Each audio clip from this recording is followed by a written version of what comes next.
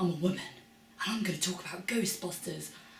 Hey there film fans, yes it's finally here, the new Ghostbusters, directed by Paul Feig, starring Melissa McCarthy, Kristen, Wiig, Leslie Jones, Chris Hemsworth and Kate McKinnon. Firstly, let me just pay tribute to the fact that I was in the worst screening ever. I had probably, I would say, 20 to 30 people in the screening, 3 of which were small boys which were sat behind me, kicking the chair and talking at full volume despite me going shh, shh, shh every so often. And then slightly further back was the epitome of a geek boy who was talking to himself throughout the film. Like, there's Bill Murray, oh look, it's Bill Murray, ha! Type of thing. It was just painful, but I'm going to try to brush that aside and talk about the film. The plotline does have a lot of similarities to the first film. Melissa McCarthy's character, Kristen Wiig's character, used to be partners, wrote a book together about investigating ghosts.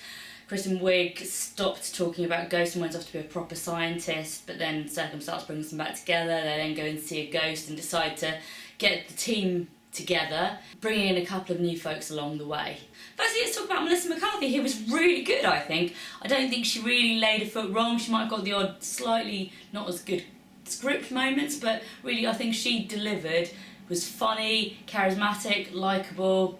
She was my favourite. Kristen Wiig seems to have somehow been typecast as being a bit wimpy, which is weird, because my first thing I remember seeing her in was Bridesmaids, in which she was very feisty. But yeah, she could have done with a little bit more charisma, I feel. Kate McKinnon really confuses me because I can't decide if I think she's brilliant or really irritating, which probably means she's brilliant if it's that kind of line, because I often love things that I kind of hate. I did really want to like her because I felt like she was that epitome of a cool geek girl, and she reminded me in certain ways of some of my friends, but I'm still not completely sold, and I'd have to probably watch it again to work that out. Or maybe she'll always just be a kind of love-to-hate-y kind of character. Leslie Jones, I thought she was fine. There's been a lot of talk about how she's a black stereotype. Personally, from what I understand of Leslie Jones, I think she's been quite true to herself, and I think it's quite offensive that people are then saying that that is offensive, because if that's who she is, then don't tell her what to do or what to be. From what I've seen of her Saturday Night sketches, she's being true to her character.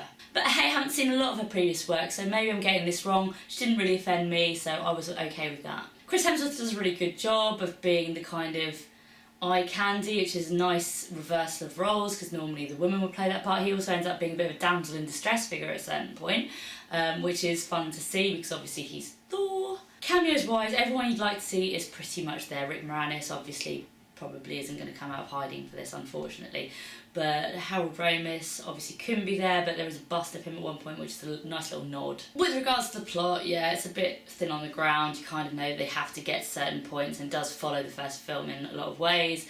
There is this slightly different baddie character who's okay actually, although I think he could have done with a bit more time maybe to build his character up. There is kind of a bit of a feeling that you need to get the players in place so that we can just push on business as usual. With regards to humour, I did laugh out loud several times.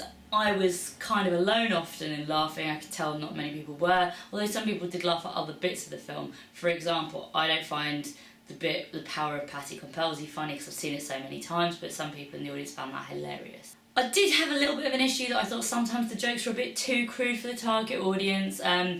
Obviously front bottom jokes, drug jokes, not sure it's completely necessary. I feel like they were kind of trying to make a point that, you know, hey, we're women, we can say what we like, but I didn't feel that they fitted with the film that well. Crude is fine if it's funny, but a lot of the crude jokes weren't that funny. There were also an awful lot of jokes about prejudice, about sexism, about internet trolls, about all the things that the film's pre-publicity has encountered, and firing it back at the people, at the haters, which is fair enough. And it was kind of amusing. It was kind of a nod to the fact that they were probably quite aware when they were making it that it would rile some people up the wrong way. I was really not keen on the new theme music when I heard it a few weeks ago.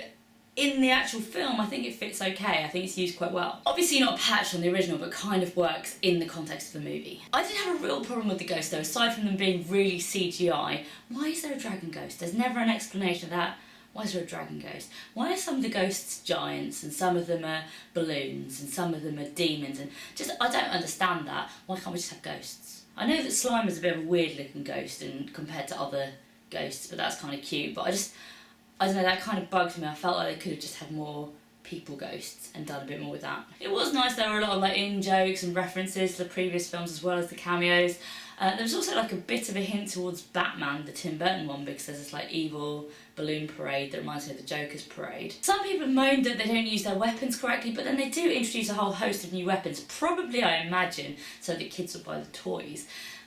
So I don't know, I didn't follow closely enough to work out if they were using them correctly, but it didn't bother me. All in all, I mostly had fun. Sometimes I felt like they were pushing through the motions a little bit too fast. I did go into this with quite a lot of good intentions as well, so I was rooting for it to some extent. But then sometimes when you're rooting for something, it can really let you down. It didn't really let me down. In certain places it wasn't quite as good as I hoped it possibly could be. Hey, okay, it's not a patch on the original two, but what it is, we never thought it was going to be, and I think for what it is, it's pretty good. There were kids in the audience, okay, they were little shits, but they've been introduced to Ghostbusters now, and that's something. But what did you guys think? I know some of you are going to passionately hate it, and let me know about that in the comments. If I haven't offended you too much with my viewpoints, then why don't you consider subscribing to my fabulous channel? And remember, busting makes you feel so, so good. So good.